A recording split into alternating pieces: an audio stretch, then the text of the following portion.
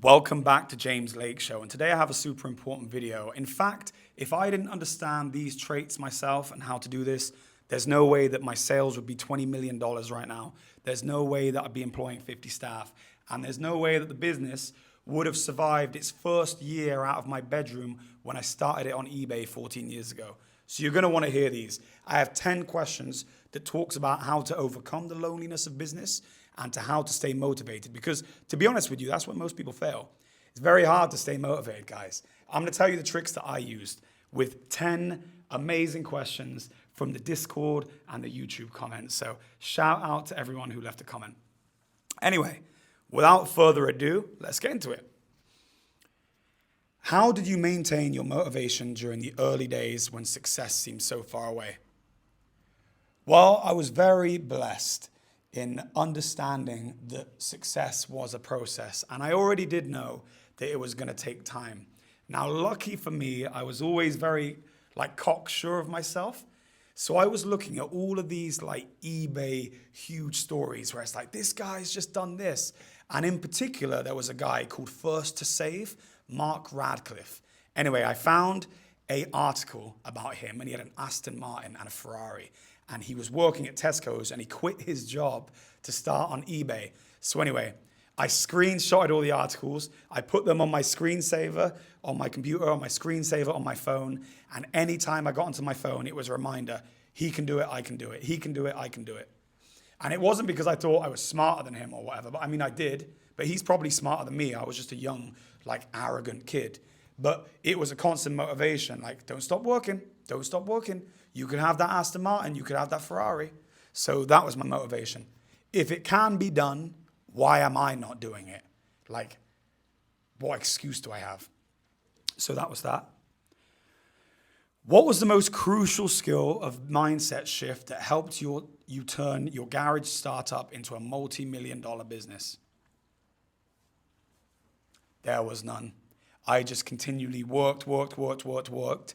After 2 years, we hadn't really done anything big.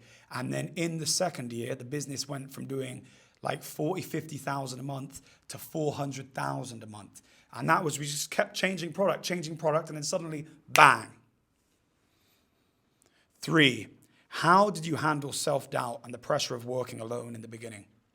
Well, as you guys know, I had a 15,000 loan to set the business up. And the way I covered self-doubt was I would only use a very small portion of the top money. So that then my figure is if it went bust, I'd then have 4 lifelines after. So in my head, luckily, I succeeded from my first tranche.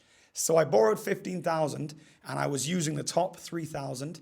And my head was like, right, if that goes out and I lose all that money, then I'll start on the next 3. So I figured that I had 5 attempts to not mess it up because I had a lot of self-doubt. But I actually think it's good to have a little bit of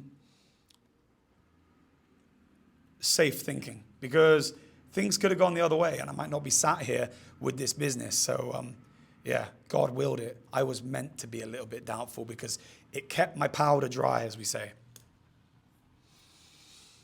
What were the habits or routines you developed early that set the foundation for your success? I would constantly check my emails. As you guys know, when you're selling on eBay and Amazon, it's so important to deliver good customer service. So I'm checking it all day long.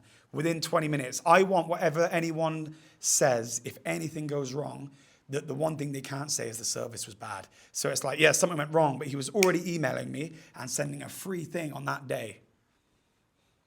And if someone didn't email me and they just returned the goods, I would immediately send another one and I would refund them their shipping cost, even if it cost me money. I wasn't going to let anyone have a bad word to say about my business. So that is about the only foundational routine. I didn't have some weird routine where it was meditate and then this and that. I meditate now, yeah. My routine is actually very regimented now. I wake up at 4. I pray, then I meditate, then I play a little bit of Fortnite, and then I get to work, I go to the gym. I haven't gone to the gym today because of this throat cold I've got, but yeah. So my routine is now, and I keep in good shape and I keep my head good, but back then it was just work. But that probably isn't the best way to do it. So my advice would be this: get up early, even if it's painful. Go to the gym. Pray, even if you're not religious, be grateful. Like, why not be grateful to the universe and what the universe has given you? I'm grateful to God, but you be grateful to whatever. I think those are beautiful foundations for someone to start succeeding in business. But yeah, take care of yourself just as you do your business. Fitness and headspace are things that I wished I'd known better back then. Because actually, I used to drink and all that kind of stuff, and I think that that would have worked against me back then. So I was having to overcome more loneliness because your emotions, your head are going up and down. But yeah, keep your head clean. Healthy body is a healthy mind, and a healthy mind is going to make you succeed. So there you go. Sorry, guys, my throat is really going, but luckily we got 4 more questions. How did you manage your finances in the early stages to ensure you could sustain the business? Okay, well, any money that I made, I would take the tax portion of it and put it into a separate account so I could never spend tax money. And I don't mean spend tax money on myself because I was working a job on the side. I wasn't taking money out. I mean that it's easy in a business to build profit and then put that into stock. And then when your tax bill comes, not have it. Always separate the tax. For example, I have a £300,000 VAT bill that I'm paying this afternoon for my business. But it's no surprise for us. I knew how much it was. We've already been parking the money, so we're ready for it. No surprises, guys. Keep your fingers on the pulse. So important. What advice would you give someone struggling to find clarity in their business idea or direction? Just keep working, keep pushing forward. The direction will present itself. I let the world and God give me the direction. Just keep working, keep working. If you're in it, you can win it. If you start plateauing and not looking, then you're going to lose. Sometimes my biggest wins, actually nearly always, my biggest wins have come right in the midst of my biggest losses. So if I kind of took a unmotivated approach during the dark times, I would have stepped back and I would have missed the opportunities that subsequently made me a multi-millionaire. So that's so important, guys. Yeah, don't let yourself struggle. Understand that the struggle is just getting up and doing something. Even if you feel like it's unproductive, do something. How did you maintain a network of support and mentorship when starting out with limited resources? My granddad, my family, I always went to them for advice because all the old guys, it doesn't matter if they've walked the same journey as you, they've all been through trials and tribulations. So you can sit with them and you're like, did you ever go bankrupt? Oh, don't even start, they'll tell you. Here, I couldn't pay for the family. I didn't have enough money for food here. And then you suddenly feel like, man, everyone's gone through this. It's fine. So yeah, that's how I did it. Speak to the elders. There's a reason why they have wisdom, and there's a reason why they like to teach you. It's because God has made this beautiful symbiotic thing. Don't be so arrogant to think that you got to sit on your own with your problems. Go speak to the people who have walked the walk. And like I say, they don't have to be business owners. The walk of life, guys. But you can speak to me in my Discord too. So I'll post the link to the Discord below. And that is a group now of like 110 people, all business owners or people looking to start out in business. Yo, it's near on impossible to be lonely in that group. So join. 2 questions left before my voice fully packs up on me. And then I'm clocking out for the weekend, guys. What was the best advice you received during your journey that still guides you today? That is advice from my dad, and it's measure twice, cut once. I think that's so important because I'm impatient and I've made so many rash decisions which have come to bite me in the ass. So really think about it. Measure twice. So imagine it's a cake. You check the triangle twice before you cut it. You're looking at what that looks like before you make the physical. And then cut it. Someone's annoyed you today, don't fire them just yet. Think about it. Measure twice, because tomorrow you might feel different. And there is another piece of advice, which I gave myself.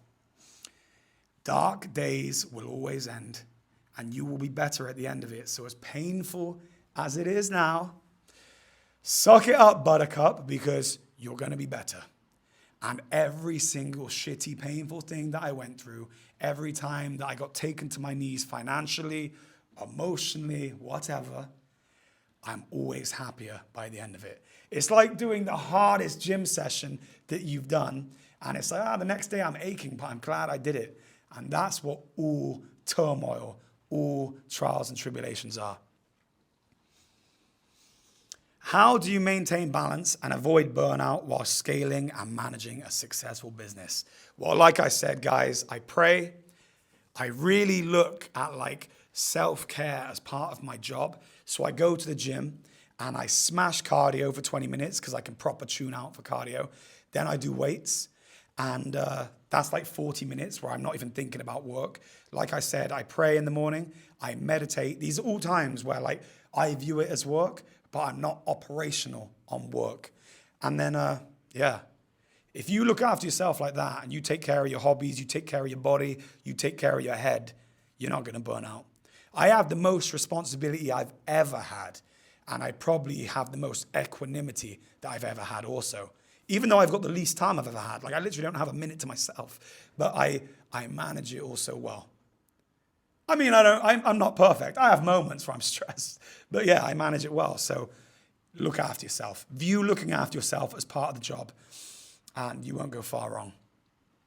But hey, guys, make sure you comment down below any other questions.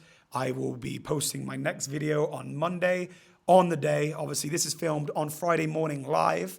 Not live as in stream live, but literally 20 minutes before it gets put up. So I hope you guys enjoy it. And I better get to my emails now, start working. I'm an hour ahead of the UK while I'm out here in the Netherlands. And I'm probably going to go back to the UK next week. But yeah, like I said, I'm going to let my throat heal up and have a couple days to just chill, R&R. But anyway, guys, I hope you have a great day. I love you all. Shout out to the 19,050 subscribers. We are building. God willing, 20K is coming. So yeah, guys. Oh, and follow me on Instagram, James Lake Show. My voice is about to go. Over and out. I love you all.